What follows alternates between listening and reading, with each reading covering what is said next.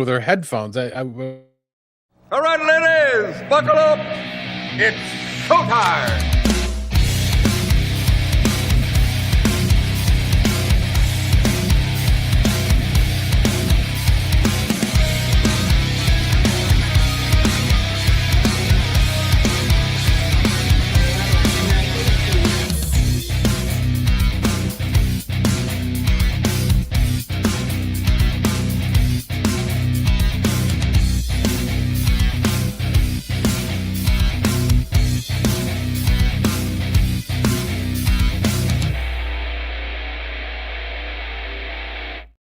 And I am buckled up. I hope you're buckled up because it's the Copperhead Road Podcast live on Rumble. Always live on Rumble. Oh, I'm your boy Foots. Got my man Rexy over there. And we're going live. So what's up, Rexy? A couple things quick before you go. Look, one thing makes me laugh. It came to me just now. You know, I like to talk a little bit about the comments right off the bat most of the time, a little bit of, this, a little bit of that, a little small talk, a little banter, because I know they love that. They hate that. They hate the banter. So, and it's my favorite part, which really does, the dynamic is fantastic, if I may say. So one of the comments, and it's kind of funny. It may even be the same person, but I have two quick ones. One is, I love the one guy that he writes, I'm at work and the stupid fucking podcast sucks and it just comes on autoplay, right? And I know it's happened to him more than once, right? Yeah. So as soon as I heard it, buckle up, ladies. All right, ladies. I'm like, he probably hears that. He's in the middle of working. It's on in the background, maybe like works in the warehouse. All of a sudden he's just like, fuck. Like we just like, all right, ladies. Susie is the buckle up. It's showtime. He's just, son of a bitch. He's like, these fucking guys. And then like, I hope it's like far away where he has to like stop his shit, what he's doing, get up, fucking press next or whatever he has to do to stop it. I wonder, or is he just fucking just grin and bear it and deal with us? What do you think? Oh, I think he makes a beeline right for the radio machine that he plays it on. That's fucking. I hope it's like one of those, like when you go to the gym, you know how they always have the radio up high for some reason, and he's like short and he has to actually try to he just memorizes where the buttons are and he tries to go to the next one, and everybody's mad because. Yes, or like, you know what? It's up high, like you said, but they do have a remote, Yeah. But like he goes to, son of a bitch. He can't find a remote. He's got to, and meanwhile, the whole thing, he's just hearing us talking about horse shit. He's son of a bitch. He's going through some drawer that has a bunch of fucking shit in it, old fucking batteries. He's trying to just find batteries to fit just so he can reach and just skip us. Oh my man.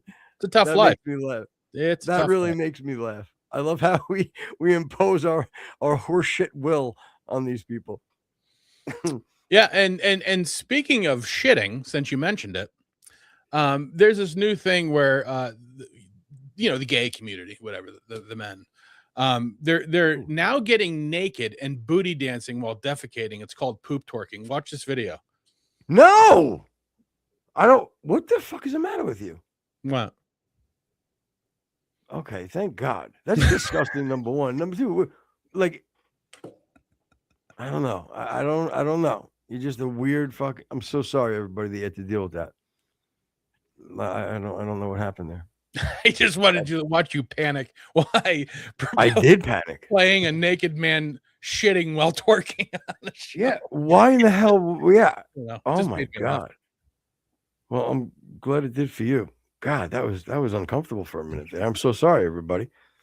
Let's try this again. Buckle up, ladies. Panicking. Son of a bitch. I'm not many people Tuesday here.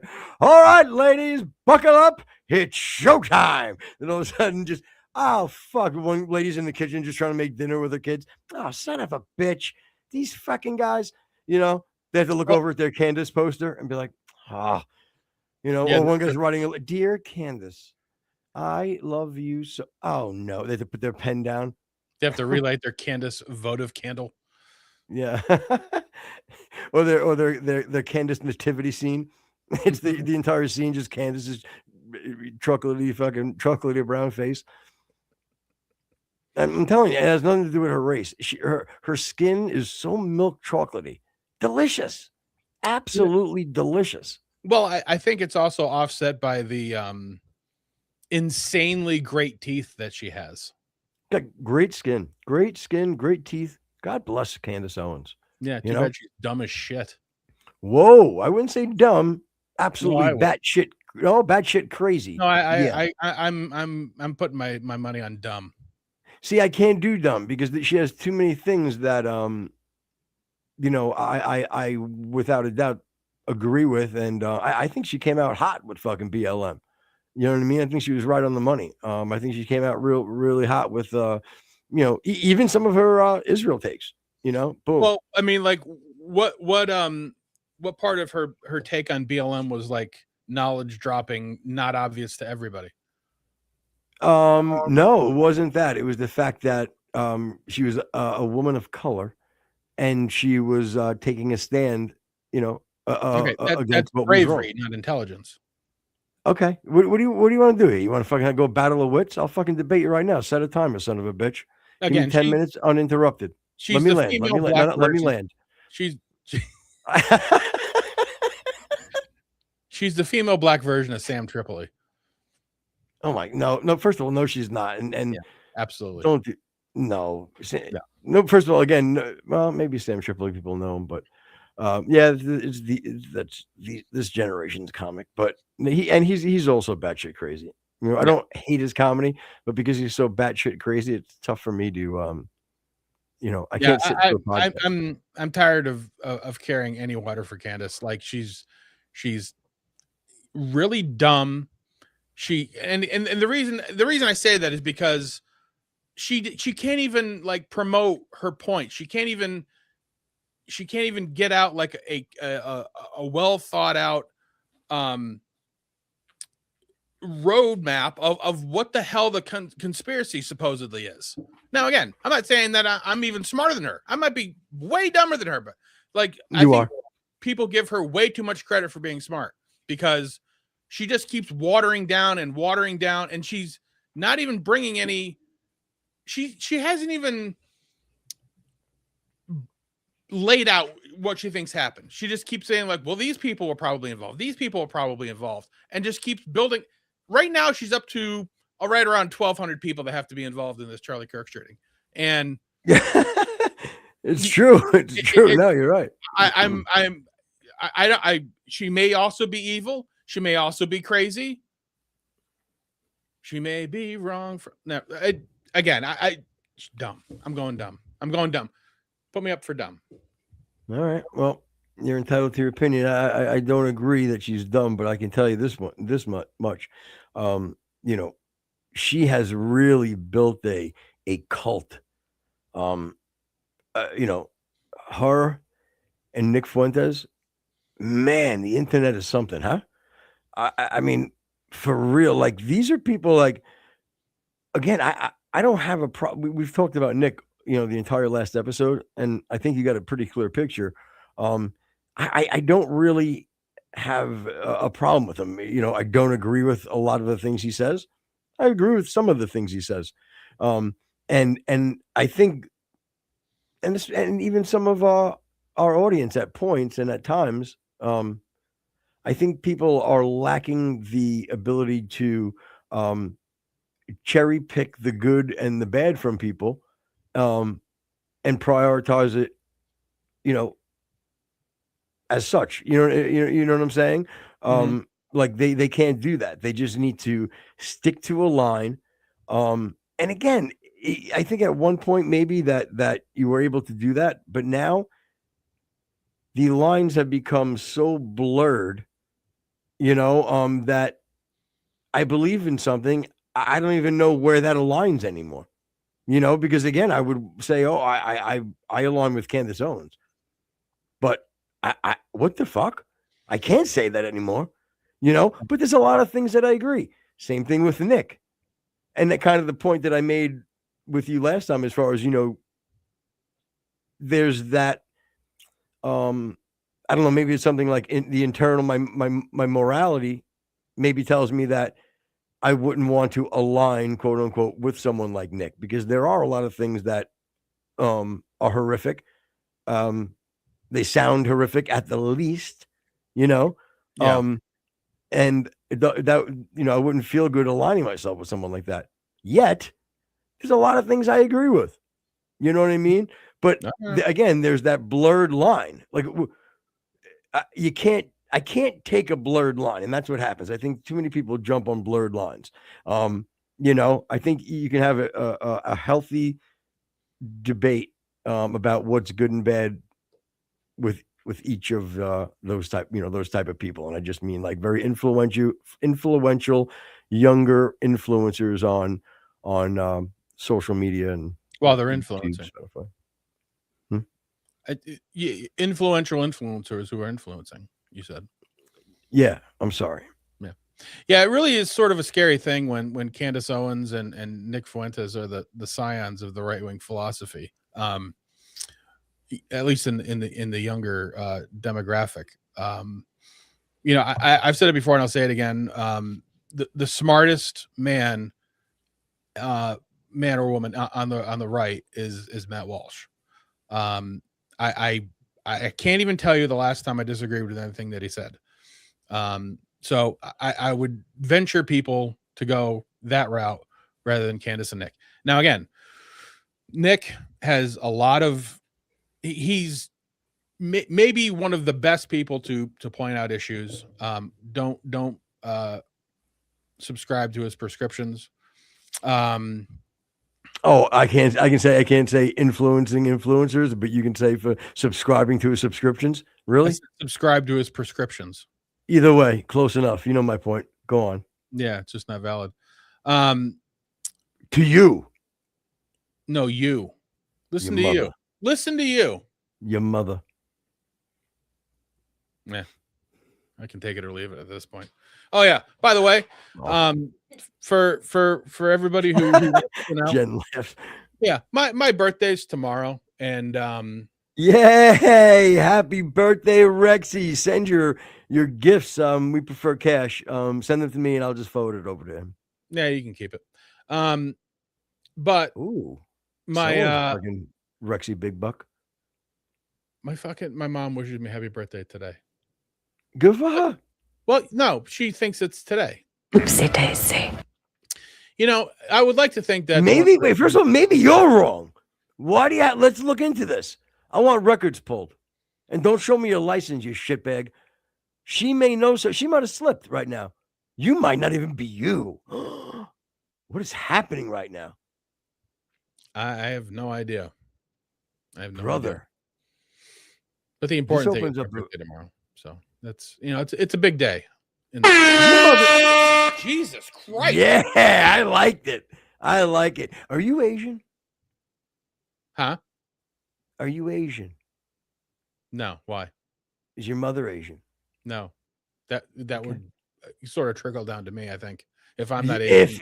Unless you are day late with your birthday and you, my friend, are an Asian. How does that make sense? It doesn't matter. Speak slowly so I can understand. Your ass. I'm done. All right. You're not Asian. We've established that. I just don't know if you know who you are. I've already said you haven't. Your accent basically is I don't know where the fuck I am from. That's your accent. It doesn't know what it wants to be. All right. It's from everywhere. You're a fucking. You got a mutt accent. Is what I'm trying to tell you. This is my birthday present, isn't it? Ta-da! No, I got you a little something. I got you a little something. I'm excited. It's a good one. What's great though is this year I'm turning 45. Next year you're turning 54. You just flip the numbers. Your ass 50. What are you, nuts? Yo, that's a blatant fucking lie.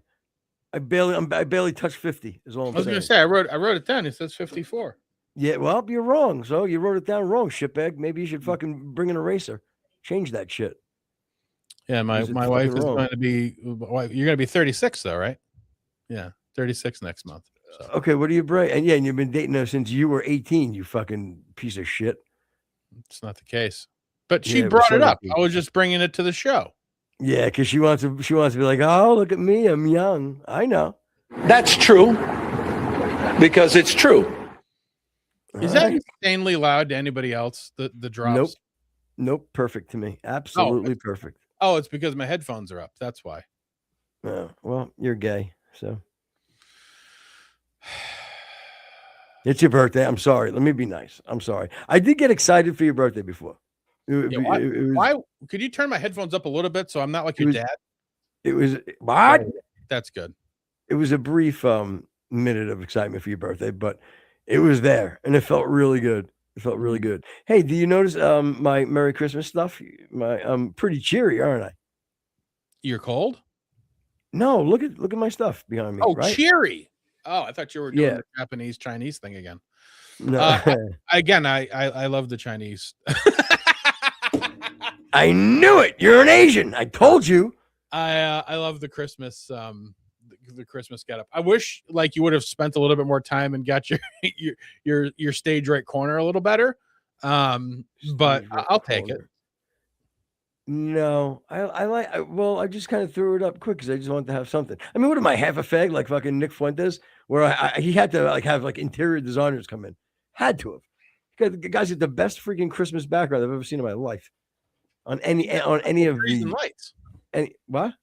He has a couple of trees and lights. I kicked my pen out of the way and I'm frustrated by it. You'll be okay. No, but just the way it's all set up. I like Nick's thing. Yeah. I don't like the suit or the hair. Or did you also notice again? I didn't hear it on Pierce. Confess to being a virgin at his age, which is a little creepy. Yeah. No. But I knew that because of the he's like a Catholic. Like he's he tries to he wants he is, I guess. I mean, how do I? That's what we're going with. Well, I'm just trying to use what he would say.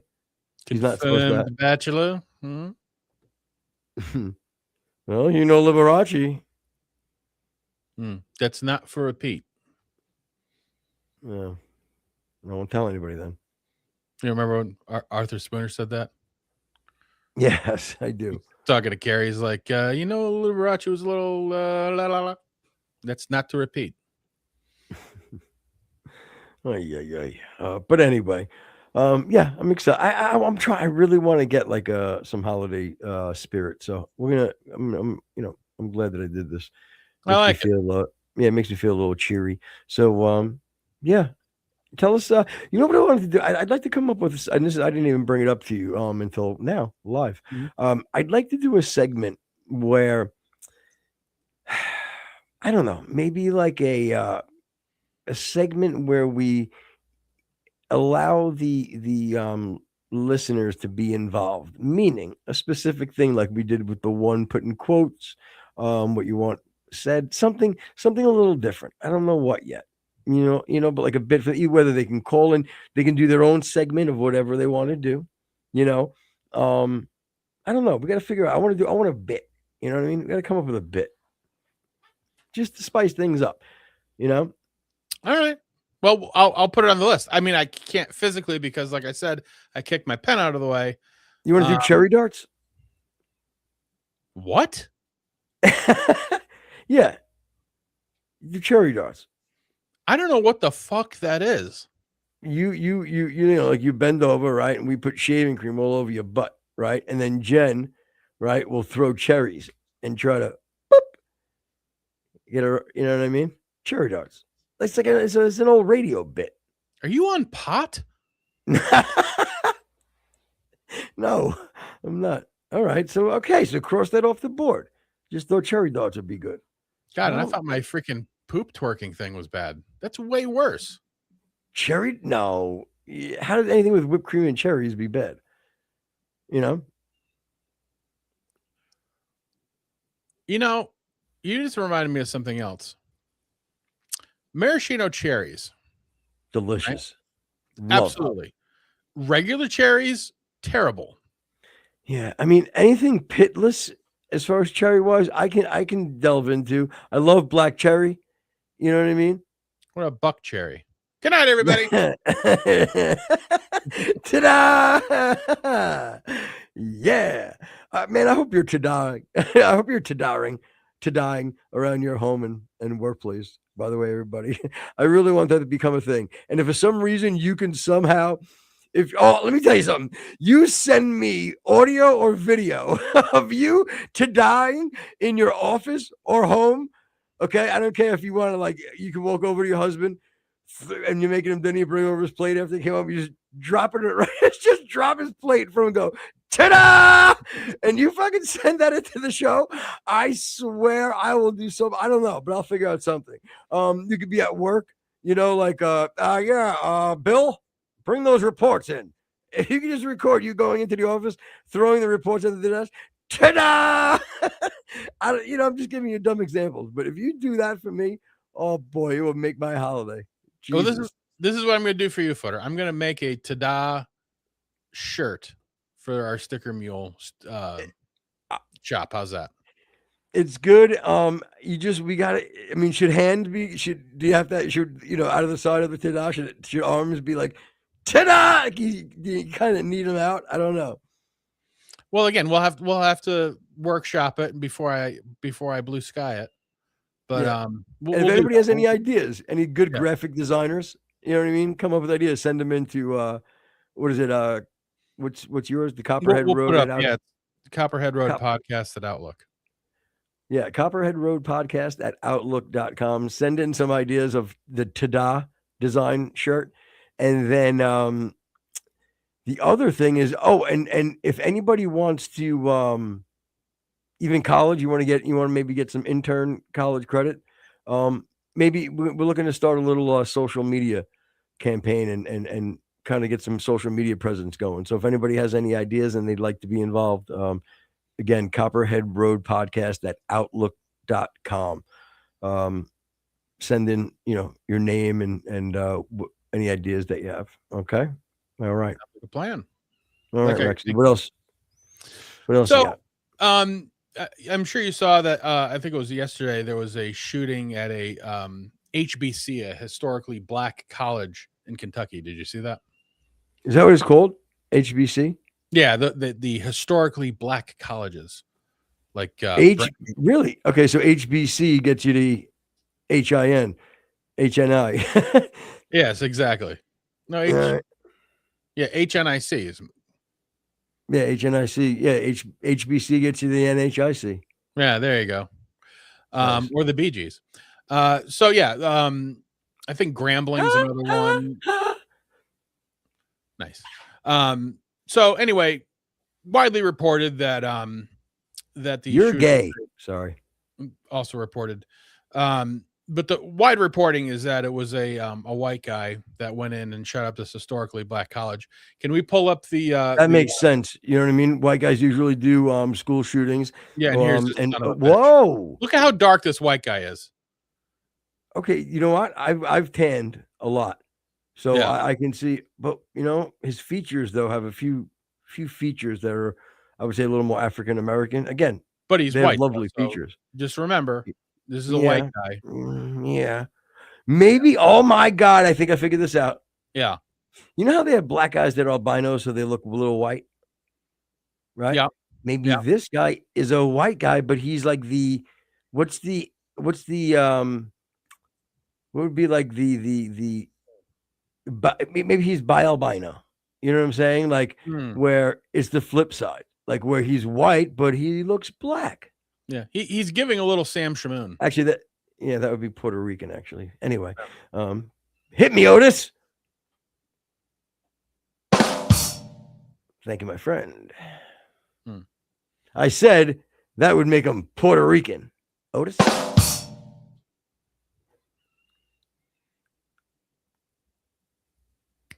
Good night, everybody. But go ahead. So what you got? I'm sorry. So anyway, on CNN again, it should be a lot more jarring when you hear it, but it's they have no problem going, a white guy did whatever the hell it is. And a lot of times they're not even correct, but like, when did that become like an acceptable thing where you can just go, a white man did whatever? Because you can't do that with anybody. You can't say a white woman, a regular woman, what? A black guy, a Chinese, some kind of halfy. One N. Yeah, that. You can't do that anymore. Whoa. But you know what? It's not even anymore. I can remember probably as early as like 2005, 2006, when it started getting really politically correct. Whenever that really started to come into play. But you just start seeing snippets of it. It got to that point where none of the news outlets in mainstream media, at least, would ever say, like, if there was, even in New York City, there was a robbery, and they knew it was a 6'4" black man wearing a blue jeans and a white t-shirt. They would not say black man. They would just say 6'4", a male. But meanwhile, if it was a white guy, they would say Caucasian. Yeah. You know what I mean? They would never you put race in the mix, ever. Yeah, I never even understood, like, why did we have to supplement Caucasian for white? I don't know. Did do that. You're right. Like, no, are you Caucasian? And even like when you were filling out job applications or things for the government, it'd be like Caucasian. Oh my God! So we're kind of Asian, but we're just from the Cauc tribe. Whoa! No, we're not. Wow. Okay, but you see, that's weird. Caucasian. Yeah. I never realized it all these years. From the Caucasus Mountains. Yeah. Yes. Well, the Caucasus River. That's what it's from. Is it really? Yeah. Oh, I just went, the Caucasus River. Yeah, the Caucasus region of Europe. Yeah. Amazing place. There's dragons there. It's another. Speaking of my mom losing her mind, she was talking about how my daughter draws so well. She goes, "Yeah, I remember when you were a kid and you used to draw dragons." What? Like, I never drew a dragon, let alone dragons. No, I'm sorry. That was the son. That was the son she had the day before you. Oh, yeah. I don't know how that would work, unless it was a twin or something, or a different year, I guess. Again, I didn't sleep with it, so I'm not really involved in this. Yeah, it's still up in the air. Yeah. So I'm sure you saw that there's a pending merger between Netflix and Warner Brothers, right? I did not see that, to be honest with you. Yeah, and it's causing a little bit of a hullabaloo. I can see that. I don't throw the word around, generously. So, but it's, it would give Netflix about between a 30 and 40% market share of television and movie media. So there's a lot of antitrust things going on, and they're almost like with getting the merger between Sirius and XM back in the day. Yeah. Yep. But this is actually something that people actually watch and listen to. So it's even more of why the shot? Wow, why the shot at satellite radio? Seriously, who the fuck listens to satellite radio anymore? That's people fair. On cards. Yeah, no, that's fair. Yeah, I mean, again, it was a thing for like 5 years, and then nothing. The fact that stupid Howard Stern gets paid at all is amazing to me. I meant to ask you this off air, but I'll ask you here. Does Sam and Jim still have a show, or is that not a thing? No, Jim Norton has his own show. He's married to a transgendered woman, younger. Yeah, a man that's transitions to a woman, and always a man. You know what? You're right. So, but but yeah, so that happened. Then he didn't re-sign his contract. I think probably like 2 or 3 years ago. He Oh, okay. immediately started his own podcast, Mm. which you can catch on YouTube. I forget. He used to have a show with his wife, but Husband. it's still his wife though, right? No, husband. Okay, and they're not married. his So what? they can't be married. They're not man and woman. Okay, I can see you going there. Okay, so what his partner, Jim and his partner had a show together, and it was called. I can't think of the damn name now. Jim and him. No, they did have like a segment where they went through all names the listeners sent in. One was crossing swords. Giraffe fighting. Yeah. But anyway, so tummy sticks. Yeah, but that didn't last very long. So yeah. So now, but he does have his own show. He's got good guests. Typical comedians and shit. Yeah. Relationships that he made through Opie and Anthony show from all those years. And one of the quickest guys in the business as far as comedians go. Oh my God. Yeah. Nothing was better than him, Jim Norton, Patrice O'Neill, Voss, Rich Voss, Colin Quinn. If they were all in the studio together, even like Greg Giraldo, like all those guys, all the guys like that did Tough Crowd. And if anybody hasn't seen or listened to Tough Crowd ever back from the early 2000s, mid 2000s, you want to talk about great banter and just a bunch of horse shit and just everybody just beating the shit out of each other. Really, really funny shit, man. Really funny shit. Quick as fuck, people. I know this is gonna hurt you, but I never ever found Colin Quinn funny. I don't, maybe not a stand-up, but you're gonna tell me you didn't find his when he was on the radio funny? Really? No. Wow. Yeah, he again, I disagree. Again, really... I would love for you to find some things that you find funny about him and present them, because maybe I just didn't hear him. It was just more of like when they would be having interactions with people, and just when he would throw in his lines were very funny. Like I was gonna say I thought he was a great host for Tough Crowd. I thought he facilitated the funny very well. His delivery and his sort of affect and sort of a feminine kind of a thing that he did, I thought was very good for what he did, but I didn't think he ever actually brought any of the funny. He was just more of an amplifier. Nah, Colin's a legend. How's that grab you? Again, that's very possible. I've never been witness. So he is a legend. Just because you say it doesn't make it true, though. Oh, all right. Well, then let's move on. And I didn't sleep well at all last night too. I don't know why. Yeah, yep. Just didn't get much sleep. I'm a little tired today. Well, so maybe you should think about getting a Netflix subscription, because you do. Mm-hmm. Oh, good. Well, then maybe these are some of the shows that you can. And when you bring it up, can you just turn our mics on so we can comment on them if we want? These are some of the this is from Crowder's show, but these are some of the shows that you're going to be getting on Netflix very soon. Projects, and you stop every little thug you see. You bring in every kid who was in the park last night. You look like an Indian Kardashian. I want to talk about a major event that could happen. Popping my cherry, Doc. Oh, Lord. We are smart, and idiots are banging all the time. We can learn how to do it, too.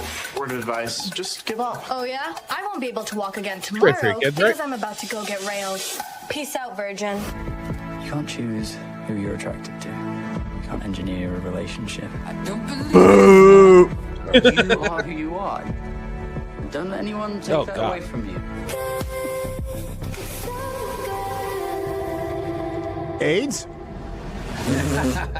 Jävligt försiktig med de där hängena. Someone's not feeling well. Let's take a look at the little man. What?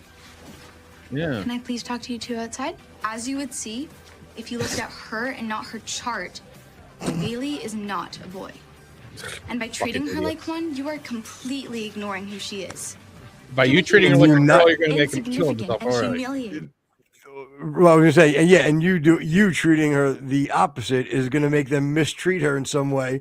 You know, again, I don't know how because I'm not a doctor, but it matters. At least at the fucking doctor, for crying out loud. Can we please at the doctor at least? Ay, ay, ay. And again, not only is it like again edgy and horrible for your everlasting soul, it's just bad. It's not even. It's just not good. There was another one where Yeah, great entertainment. You know what I'm saying? God weeps for you, but it's not a big deal. You know, no big deal. No, make Jesus weep. Not a problem. No, feel good at night. No, you're fine. Play there your was another show. one called like Coal Queen or something like that, where a guy. Another. Never mind. Oh, could have got us. So, have I got us banned from YouTube yet today?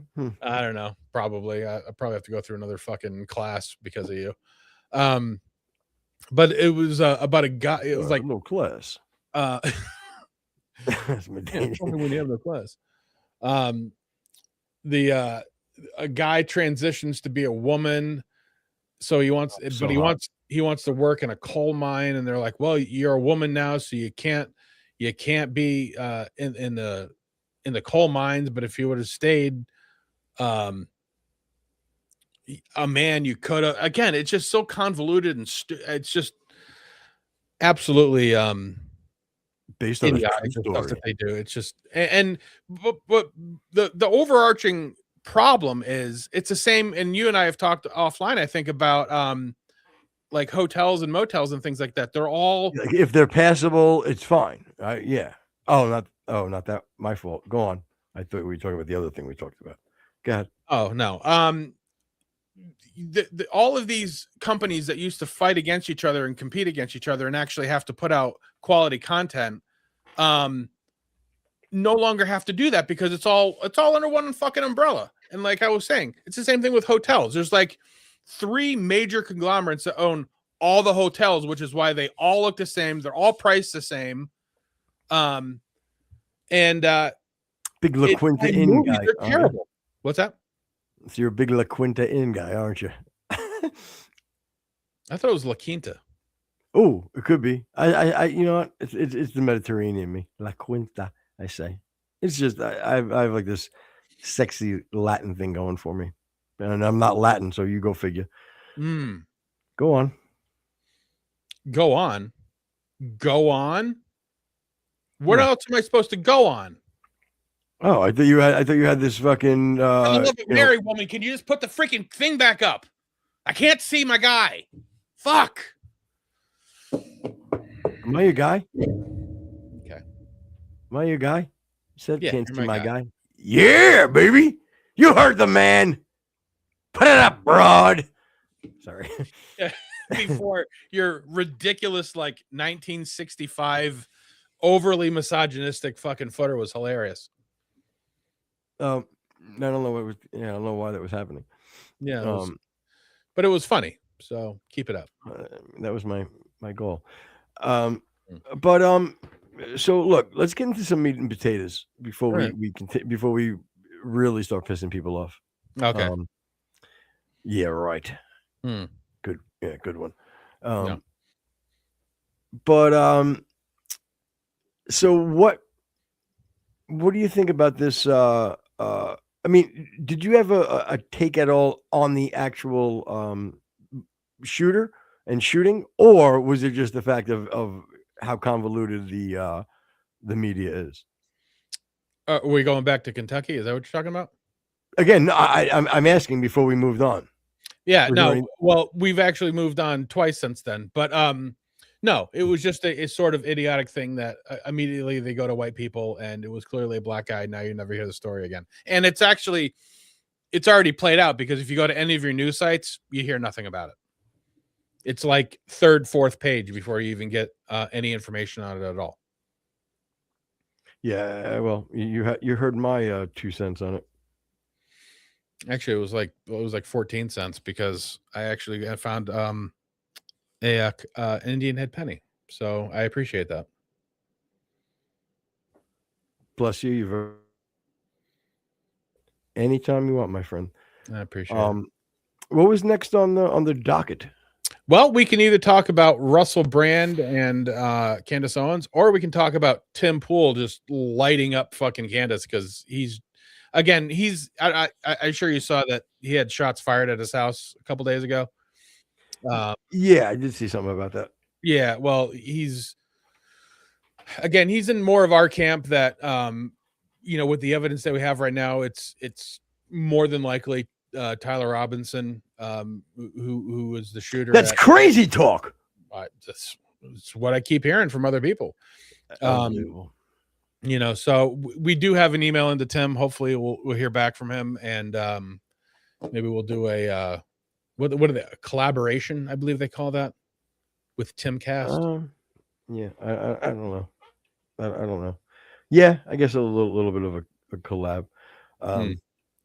So anyway, let me see. I want to see him lighten her up. And he, like you said, he's in our camp. You said as far as same mentality. Yeah. Did they ever have a relationship or no? Yeah. Candace used to be sort of friendly with everybody until she was completely lost her dumb mind. He's also of the mindset that, if you're going to break it down as far as usually the person who is the murderer is the one who has most to gain. If you take her conspiracy at its word, that would be France, Egypt, Israel, and the Trump campaign. And TPUSA. Clearly France gained no power. Egypt certainly gained no power. Israel is probably looked at worse than ever before, especially since the Holocaust, than now.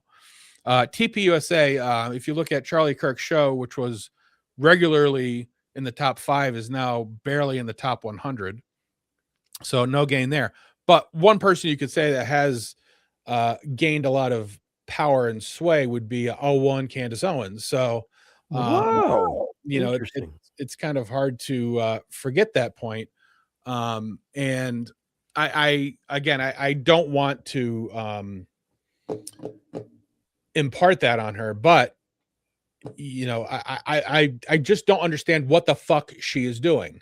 Well, I built my entire conspiracy with her in the beginning, just to strictly show about conspiracies, and how the dots can be connected on pretty much anything. And then as I'm doing it, and as we finish it, we lay it out there for a month or so. Yeah. And then all of a sudden, here we are, and everything, our conspiracy is dead the fuck on. Again, you would have to put into the equation, the only reach of our conspiracy that we have that's happening, making her the #1 podcast, her cashing in on every way possible on the tragic death of Charlie. She has cashed in, and as you said, has been on top since, and every other person that has been involved, whether she's attacked them or not, they have not been as successful. And she's really, really grabbed onto this, and she has done what I think that she wanted to do the whole time, which was to fill that vacuum. And she needed to justify how she could do that. And she's justifying it because I'm the only one that loved Charlie, and everybody else didn't love Charlie. And you can't tell me that she doesn't feel that way. You cannot tell me that she doesn't feel that way, because it's proof. And she consistently insinuates, that TPUSA was involved, and then when asked directly, she's like, "No, I've never implied that they were involved or any individual was involved." But yeah, you'll say that Mikey McCoy was on the phone call, which is strange. And then now I'm just pointing things out. I'm just asking questions, guys. Yeah. That's all we're doing here is asking questions. I mean, that's all we're doing. Right. And then Brian Harpole, the security guy, he had some kind of a she's talked to some guy that was in the military who's been in witness protection for 35 years, and he saw Brian Harpole walking out of a major military thing. You know, and the captain's name was Captain Neff, and that's, oh my god, is that like Brad Neff from? It's infuriating. But then, you know, if you confront her, she goes right to the victim. Oh no, I never said anything, and you know, why are you picking on me? And then, you know, I pointed out to you very clear how she ran through all of these steps, and that victim card came out right away on that interview. Remember when when we played it? And her most recent interview was on Russell Brand, and I'll tell you, he cracks me the fuck up, bro.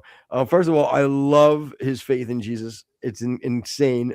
It's almost cartoonish, and I find it adorable. You know what I mean? And especially, you know, I can't see his heart, but you know, I pray that it is genuine, because you know he's a great animated person to follow Christ for sure. Especially with his huge platform, it would be good. And then the second thing is his outfit, boy. He cracks me the fuck up, boy. He comes rolling in like he's Russell Brand of 23 years old. He dresses the same way he did, like he just got done doing a bag of smack. You know what I mean? And just got done shooting up. I can just put down his needle, put in his fucking, you know, vagabond outfit. Yeah, and his weird freaking pelvis face.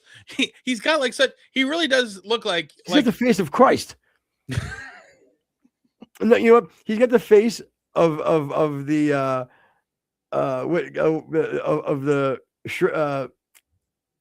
shrine of a Tor. The Shroud of Turin. The Shroud of Turin. Yeah, he's got the Shroud of Turin face. He's got Shroud of Turin face. He really does. Can we do something funny? Can you? I want to have the Shroud of Turin on one side and then Russell Brand's face on the other side. Just compare the two.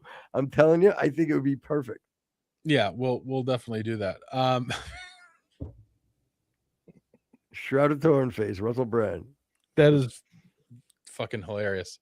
So anyway, what were your takeaways from the interview? You watched the interview? Yeah, I watched a lot of it. I don't remember if I watched it all, to be honest with you, but my takeaway was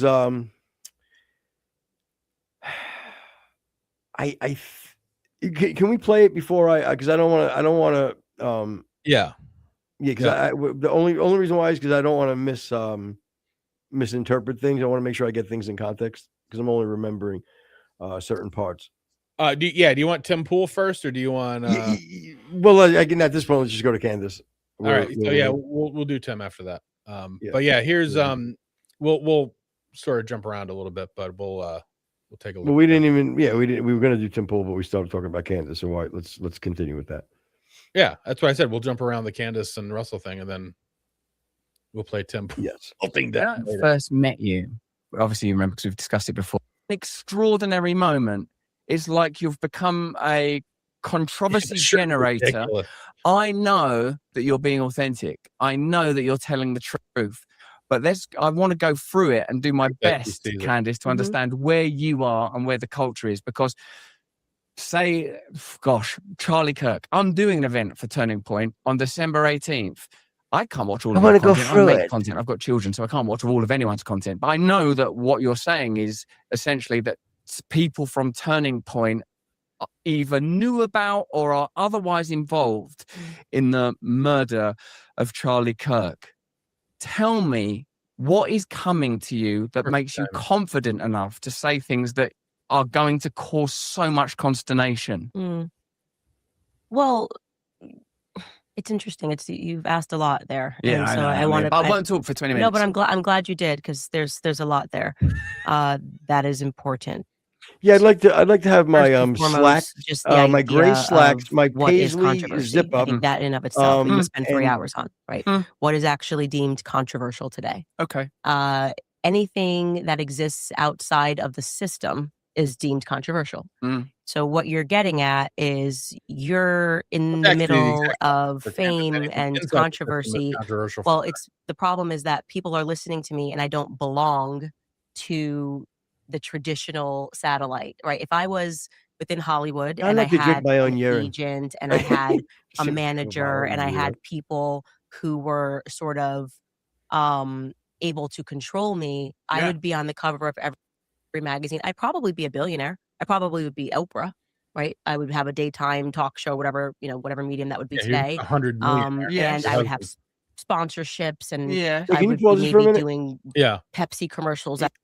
I can't really hear you much when you're talking. You're very jarbled when you're talking over her. So either get into that mic and speak, because you got to speak over her, or lower her. I just don't want you to wait. There was nothing you said that was it was all unintelligible. Okay. Yeah. So and it happens usually like in the first sentence of what like we would say when things were playing, but it seemed to be all the way through because I heard none of your comments. But what I want to say is she even like with things like this, I feel like she almost like how is she even so her claim would be if she really leaned and is that what she means, or would she if she really leaned into this that she would be like an Oprah where she would have her own TV show, and is that what she's saying if she really leaned into it? I think what she's saying is that she's not really in the classic mainstream of either being part of Hollywood and sort of being groomed and crafted with a manager that playing by the rules. And we can tell. Yeah, she's an outsider is what she's saying. Like Pony Boy. Yeah. Stay golden, Candace. Stay golden. Stay gold, Candace. Stay gold. See in all the shadow of my own, and then the building will be so soft and caring. That's a beautiful song. Beautiful song. Boy, Candace boy. Stay gold, Candace boy. Stay gold. Yeah, dude. Like Candace, you're not an outsider. No, you're not. Okay, everybody that okay. Let me ask you this. So, is Charlie an insider? Is Crowder an insider? Look, when I say maybe not Crowder, but like you're. Okay, look. Fine, you're not an insider. You're not an insider, but you're most certainly not an outsider. Let's be real here, okay? And I'm not saying you're wrong on this one, but for you to say how you'd be Oprah, like billionaire type of personality, if you weren't so rebel and cutting edge, is the most narcissistic, the most fucking self-serving thing I've ever heard in my fucking life. Like, you've got to be kidding me. You don't find that outlandish, Rex? Like, look, I'm extremely like confident at points. Like, I feel like I have a lot of good things going to me.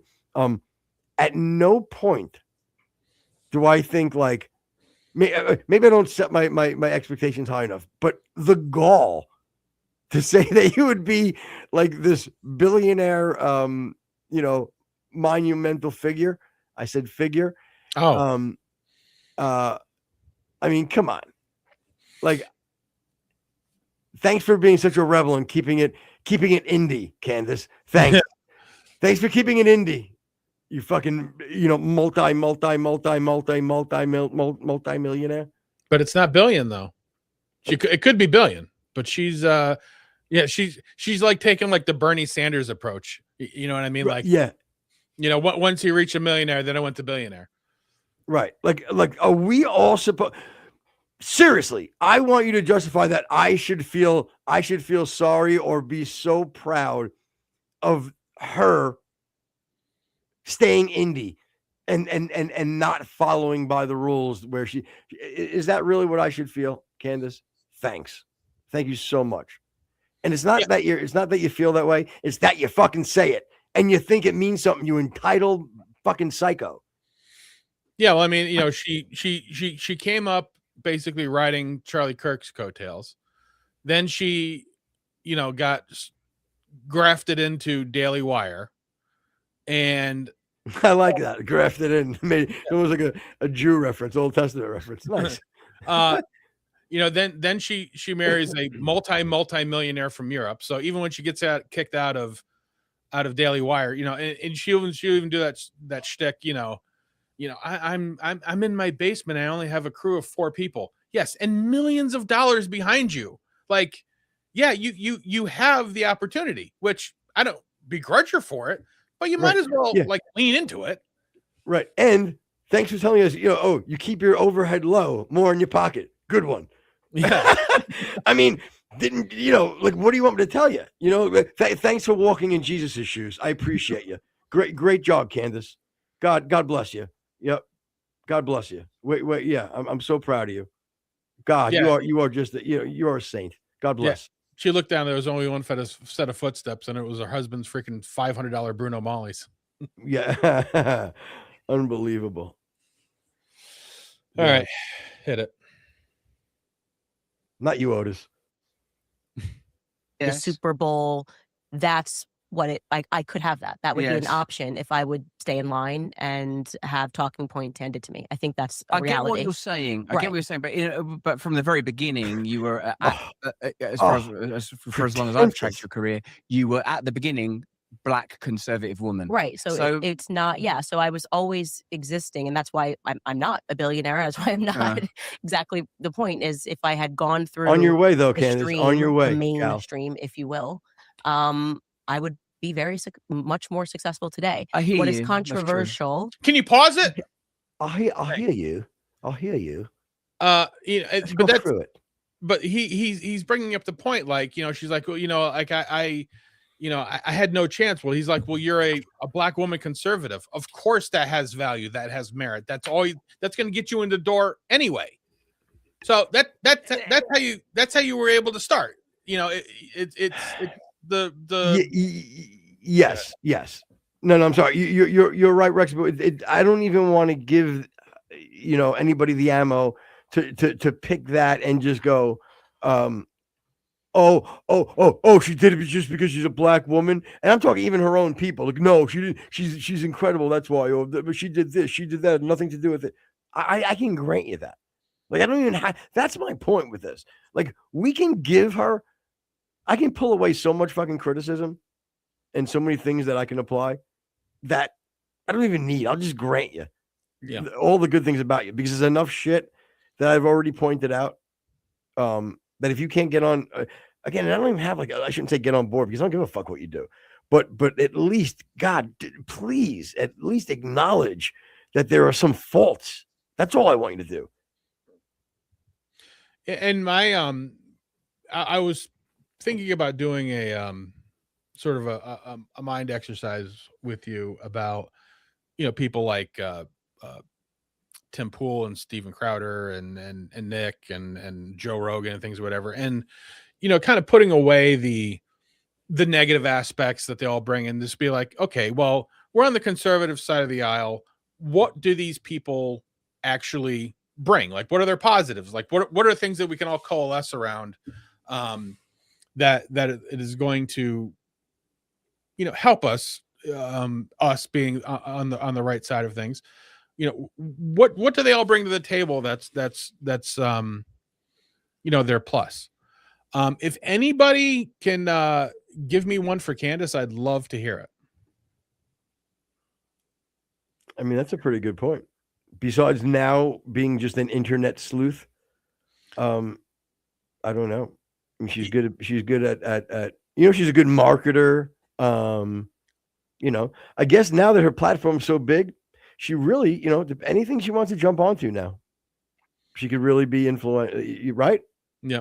Because I mean, we've talked again. She certainly espouses a solid Christian foundation, but she gives no merit or worth to the founding of America. She doesn't believe that the Civil War was fought over slaves. It was just and again, the Civil War and all of the wars were all just different sections of Freemasons arguing back and forth. She doesn't care if we win the midterms. She doesn't care if because it's all about the truth. It's all about truth is good. It is. Matter of fact, it's probably the most important thing. But she does nothing and will do nothing at all to promote conservatism. And again, she would openly be like, yeah, because there's, she's part of that progressive right. She's a different wing of the progressive right, just like Nick Fuentes is. And she could be like, well, there's more things that are more important than the midterms and winning the next election and getting people elected. And yeah, there probably is, and that's fine if she wants to continue to move away from politics. Okay, but that's really what I liked about her. Yeah, and again, it's a shame because there would have been a time where I would have considered her for higher office for sure. Yes, a smart Black woman. Yeah, I mean, come on. But she's trying to play football on a baseball field, and that's fine, I guess. But there is. They did it at Shea Stadium for a long time. The New York Jet. Anyway, but go on. There's just it's not the arena that we're in.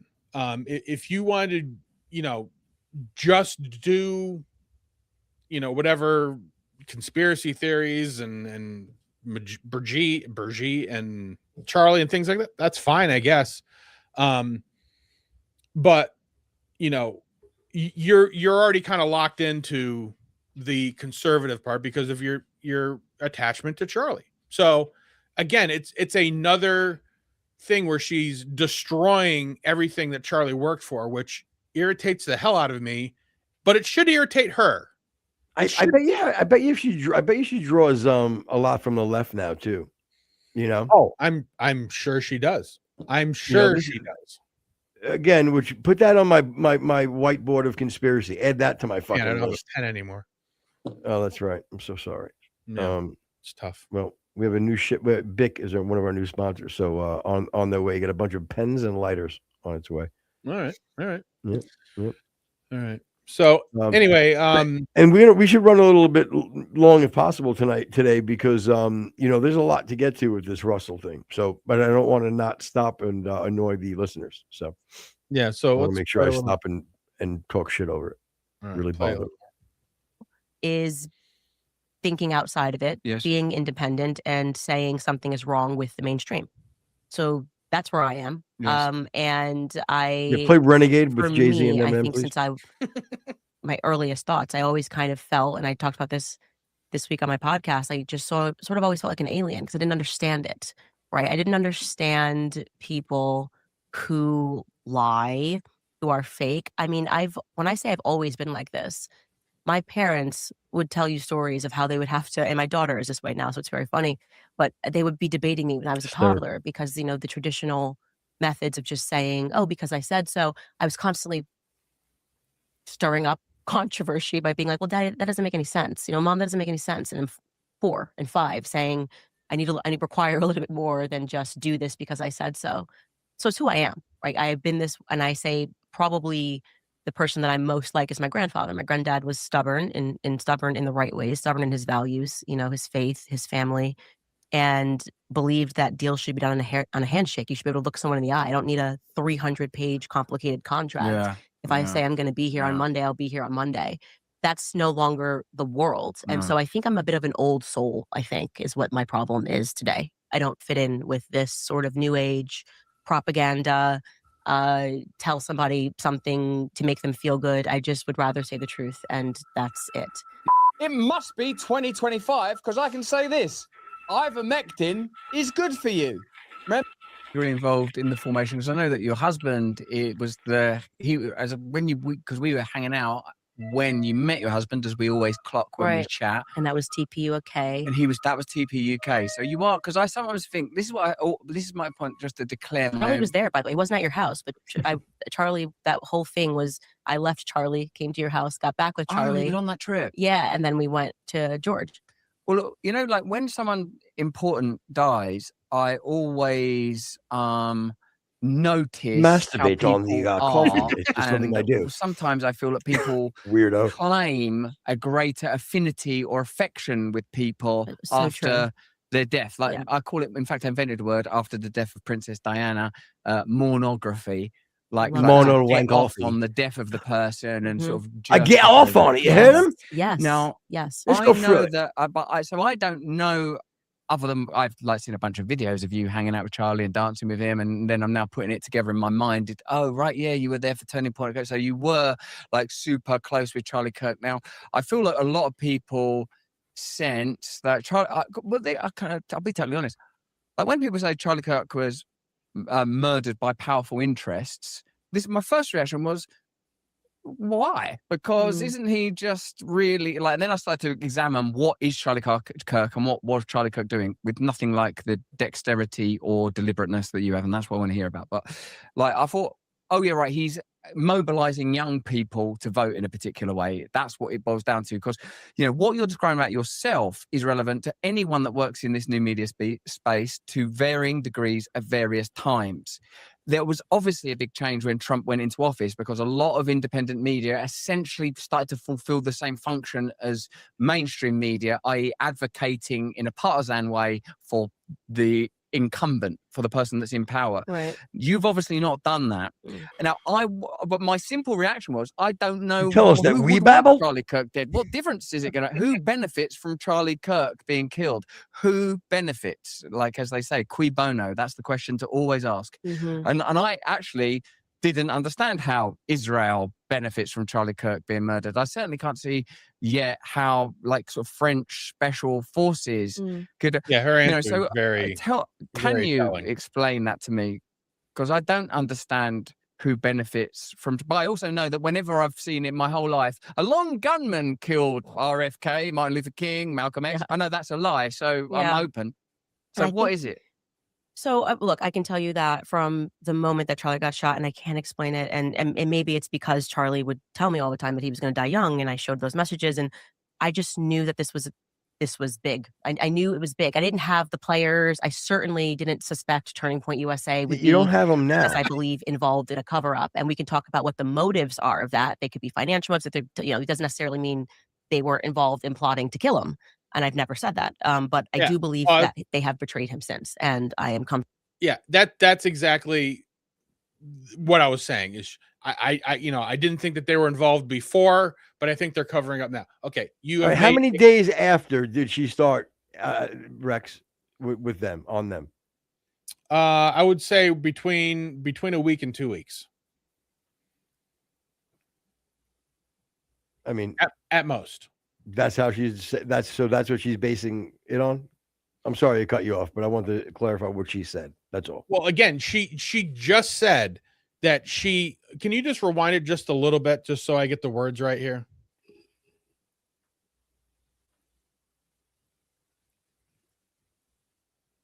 I certainly didn't suspect Turning Point USA would be, as I believe, involved in a cover up, and we can talk about what the motives are of that. They could be financial motives. That it doesn't necessarily mean they were involved in plotting to kill him.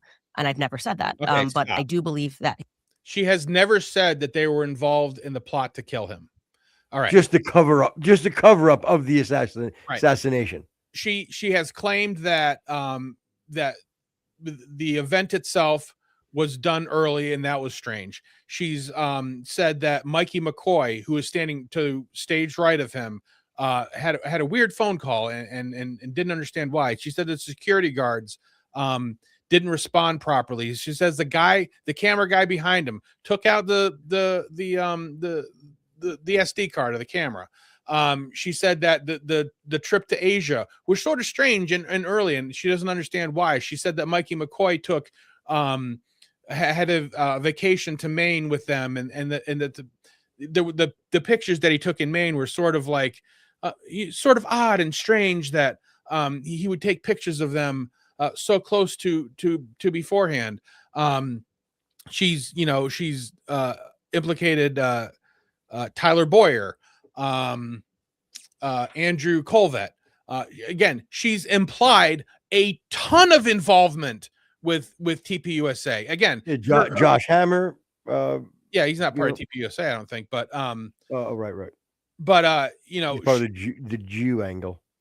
She has implied that the whole reason of him picking the amphitheater and security guard, and she just said that it's why does the security guard have a meeting with the military beforehand? She has done it countless times, implied that TPUSA led up to the murder. Again, between the odd timing between the time that it was set up to go to Utah and the fact that this was done in Provo, and then he went somewhere else, and he goes back to Salt Lake City, which is really, really strange because usually when they do these kind of stuff, she has made countless implications that TPUSA had something to do with it beforehand. So this is all bullshit. Yep, well said. Let's hear a little bit more. They have betrayed him since, and I am comfortable saying that today. Because I know that they have told lies, I know that they have withheld information, that if truly you were motivated by goodness and truth, you would come out and you would say it. Like, there are people at Turning Point who Charlie texted the night before and said they're going to kill me. Well, if you're trying to figure out who killed Charlie Kirk, wouldn't that be a good thing to come forward with? And come forward and show that, and show your hand. They're not doing that. So here's what we know. So the person that was involved with that can now somehow get an alibi or cover I'm up. going to ignore. You're right. Also, to not answer basic Maybe questions. they did show it to the feds. If I said to you, Russell, where were you when Charlie got shot? You're not going to get defensive and weird. You're just going to, I can tell you where I was. I was sitting planning my next show at the kitchen counter. And you said it right the first time, plotting. Details on that day. It makes me uncomfortable. If someone, the easier task, if the internet thinks that, Mikey McCoy, who was the person who, instantly picked up the phone and walked away when Charlie got shot, who was the chief of staff, if people find that behavior to be suspicious, and I do find it to be not what I would do if a shot went off. Obviously everybody else ran or ducked. Again, implying he had something to do with it. I would just show my call log and I would be like, guys, this is crazy. Like, I called my mom, and here's and so it's the. But no one was accusing him of anything. Why would he yelling? You shouldn't feel like you have to do that now, maybe because you're fucking horseshit. People are sensing, their intuition is coming online and saying, this just doesn't feel right. Again, we can assign different motives. There are donors that were pressuring Charlie. Those donors are still there. They could be saying, we want you to never tell us to make it so that he is his memory, rather. They're fighting over his memory, his legacy. Yeah. That he was Judeo-Christian. I'm not comfortable when the spokesperson of Turning Point USA comes out and essentially tries to paint a picture like I'm lying when I very lightly and reminiscing about me and Charlie mentioned that, our last conversations, just like I would say this if you, God forbid, died tomorrow. Don't use that as an example. Yeah, but I would say I was pushing Russell to become Catholic, because that's true, right? It would be very strange if your spokesperson came out and said, that's absolutely not true. He was not praying the rosary. She never had this discussion. That's what Turning Point USA did. There was a discussion between Andrew Kova and Alex Clark, because I don't know why, but the Judeo-Christian syndicate of influencers seized on this one sentence I said it never was meant to be antagonistic. It was just an honest, like, we were talking about Catholicism. You did say and they also was making videos saying so it's what do you absolutely want not to true. do? Charlie never flirted with it. Yeah, they knew. Turning Point knew. Again, number one, she's so narcissistic to think that everybody owes her answers, including TPUSA, and she thinks that they should be open and forthright. Erica Kirk, I'm sure, is, and again, I guess she's the one who's setting up this tell-all of, this is, all of the questions answered. I'm sure she's furious at Candace. I'm sure everybody at Turning Point USA that she's implicated in his murder are furious. So for her to turn around, I would say heartbroken more than even furious. If they're good Christians, they're probably heartbroken, bro. Again, it depends on what their relationship was with Candace before. But if somebody, implied that I had something to do with your murder next week on the 14th, I would be like, I had nothing to do with it, and I would be very mad. What? I told you I was going to be alone in the woods hiking that day. What the fuck? Anyway, I had nothing to do with it. All right, good enough for me. Help me. Yeah, blink like Jim Norton. Huh.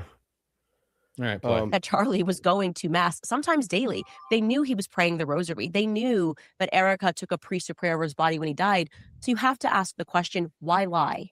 And I think that just any lie at all makes me feel uncomfortable, because lies are not necessary unless you're covering something up. No matter what the lie is, why do we lie? To cover something up. So that's a fair assessment that they're engaged in some sort of a cover up, whether it's about his legacy, where he was at spiritually. And then you have to ask deeper questions. Why? Now, what I would say, that I get Okay, your well, answer point the question, about why? lie. I get your Yeah. point, but this is undoubtedly when that event took place. If you think about it, right, I don't know if you have these kind of conversations. I talk to people all the time that what you call in the normal world, that watch the BBC, that read the Sunday Times, you know, like people that are back in England. And those people back in England suddenly had to deal with the way they're now having to deal with you. They had to deal with Charlie Kirk. They're like, what is this Charlie Kirk? I never really heard of him before. Why is this so important?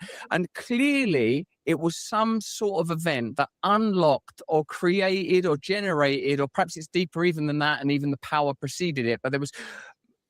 If someone had told me the day before Charlie Kirk had died, Charlie Kirk's going to die, what do you think the reaction would be? I would think it will be quite sort of marginal and focused among people that are into conservatism and young conservatives and Republican supporters.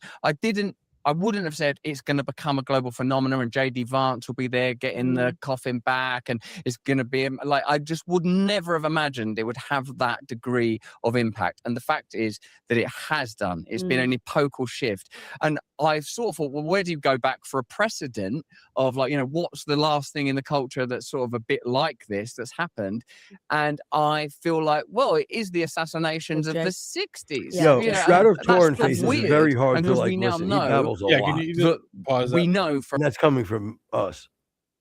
Yeah, he again, his stream of consciousness is borderline autistic, and the way he can continually have the next word ready is it really is like Theo Von, me, and Russell Brand. I really am like, I think they call me Unk. And again, like, it's the only comparison you can make to RFK and MLK and JFK and whatever to Charlie Kirk is that they were both killed. Very little comparison. And again, I don't know where he actually goes with this, because he never actually finishes his thought, other than, well, the government was, you know, involved in JFKs and RFKs and MLKs. So all assassinations must be involved in the military. Well, no, because you know, or has to do with the government. Because I don't think that Thomas Crook's attempt had anything to do with the government. I don't think that a lot of these shooters that are actually more in line of this transgender medically induced homicides, I think those are more tied together. So you can't just compare them because they're both shot from a long distance. It doesn't hold water. For a fact that whatever we were told about the murder of Robert Kennedy or John Kennedy or Martin Luther King or Malcolm X, that's not what it was. It was evidence of ulterior power moving. Now, when it comes specifically to Turning Point, I can sort of just, Candace, to tell you the truth, sort of intuit that everyone wants ownership of this legacy. There's so much power in the legacy that everyone's like, well, actually, we think it should go this way. You know, and as a Christian, I would say this is a sort of an indicator of something that's broader and stronger, is I can't collapse my love of Jesus Christ into, so vote Republican. Right. That doesn't, that's, you know, what I'm learning as I grow deeper in love with him, it makes it less and less clear to me that I should be doing anything except serving him, that my opinions are always potentially wrong. I'm potentially always might be in sin or in the flesh. Now, I believe I'm saved. I've surrendered to him. But what I'm saying is, I think we can close that out. Yeah, we'll bring that up in a minute. So again, a lot of it is just, you know, him sort of like feeding into, well, you know, that's not really totally fair, because I think he asks a lot of great questions, but she doesn't really actually answer of them in anything that's that's of substance. So, yeah, again, I need to know what she thinks actually happened. Like, well, she also asks great questions, doesn't answer them though. right. So she basically, she lays out this whole entire thing, explaining her position, but yet there's no endpoint. Right. So what do you think? Yeah, we heard why you said everything. We heard you thought it was awkward that he did this, but you don't think he was involved. Okay, you think there's a cover up. You don't know. Maybe it's financially. Maybe it's okay, but why? Why? Yeah. Oh, to take over the money. Wait, they weren't all doing well with Charlie. Yeah, and doing much worse now. She's. I don't get it. Yeah, she's had well, she's thriving. To the day she's had 3 months and mountains and mountains of what she calls evidence. Can you give us a timeline of what you actually think happened? Who do you think actually pulled the trigger? Where was this person's where were they situated? Where did they go? And what do you think should happen to all of the people that you think in some way are related? Are they all conspirators to murder, and should they all go to jail? Yep. And explain away, please, why Tyler Robinson was there, because he was there. Why his gun was there, because it was there. Why his gun was fired. Planted. Why the ammo had writing on it, and why you think his dad and his family conspired with whoever and wanted to see their son go to jail for life, if not killed, executed. Because that was the Fed's ironclad narrative. Yeah, ironclad. Ironclad. You're a Claude. It's ironclad. You're You a mean Claude. Claude. Yeah. Mm. I tell you, steel trap. Before we go, that's what they're gonna say. They're just gonna say it's the Feds. That's the narrative that they need to be fed. That needs to be thrown out there. But again, terrible narrative. Terrible job on the Feds with that narrative. They could have went a lot easier. Could have made it a lot easier. Yeah, like I less said, moving parts. let's put child porn on his phone. Done.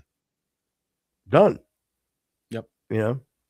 But again, you if your story is true and Tyler Robinson had nothing to do with it, and I said, if you wanted to route all of this conspiracy through Tyler Robinson, him pulling the trigger and whatever, you have a case. But you decide not to do that. You discount him totally. So again, you're going to have to convince me why his dad is okay with sending his kid to jail for life if not executed. Yeah, but no, and again, let's simplify it as far as, let's say that Tyler Robinson really had nothing to do with this. Is a whole an entire charade that they had to create so that so people can say this. They can say this is, we've investigated and this is how it happened. It had to do with this guy Tyler Robinson, blah blah blah. Here's the series of events. Okay. Let's say that's all wrong. Let's say it's all wrong. What's the real story? Yeah. Lay it out for me. I'd love to hear it. And I'm okay with that. I'm okay with saying the Feds are shady. Yeah. They are pushing a terribly false narrative. All of the things that do not, some things don't add up with the Tyler Robinson story, but the things that do, right? That's just their narrative. They set it up, and as terribly as they did, but they did it, and this is all a bunch of lies. They're a bunch of liars. The real story is, I'm waiting. The real story is, yep. Again, you're right. Feds covering it up. Covered up the old give it to me. Yep. So before we go, it is worth listening to Tim Pool just unload and lose his mind on Candace Owens. Candace Owens is a f***ing evil scumbag. She is a degenerate. She is burning everything down, and she's gloating and smiling while she does it. And you know what you told me? She has no security. She doesn't deal with the shit we have to deal with. She's a piece of shit. She's making Meg Griffin is hot. And all of these conservatives out there that send me these messages have no balls to call her out. More and more people have started doing it. They send me. We have, Tim. We started it, baby. Good for you, Tim.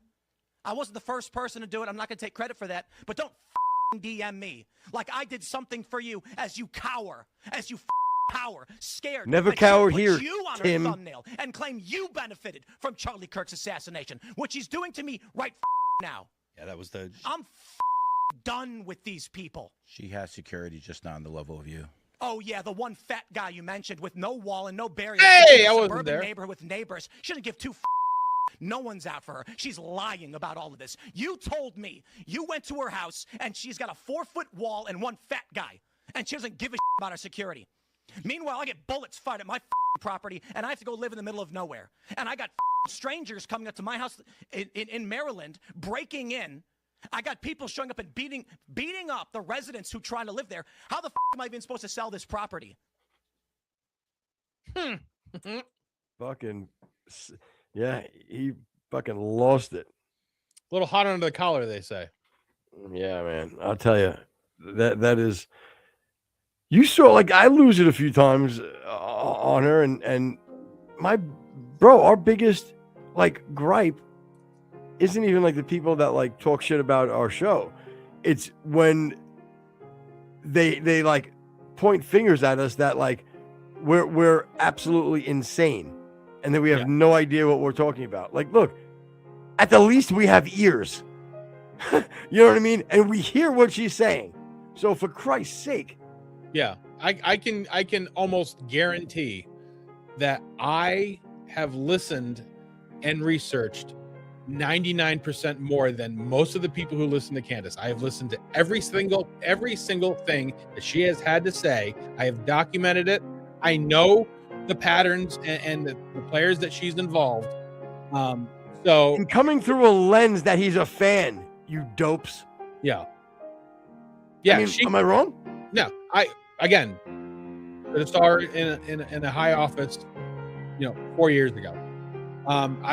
At the beginning, when we started the show in May, we had a big conversation between the two of us where, I was talking about she's so right with Brigitte and probably right with Kamala Harris and her stances on immunizations, spot on.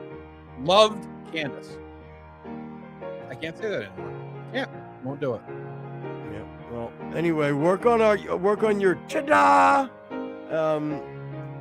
designs for a T-shirt with us, and then also try to send me some videos or some audio of you rolling up on somebody or you using ta-da in context to somewhere. That'll make me laugh.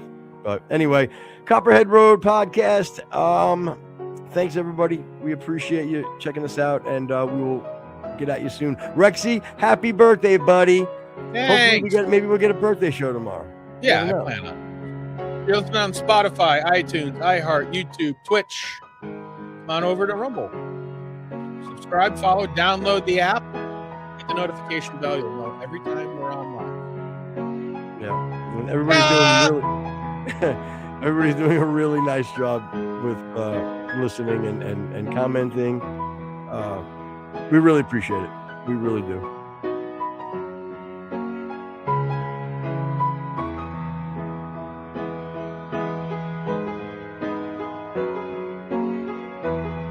It's snowing outside again.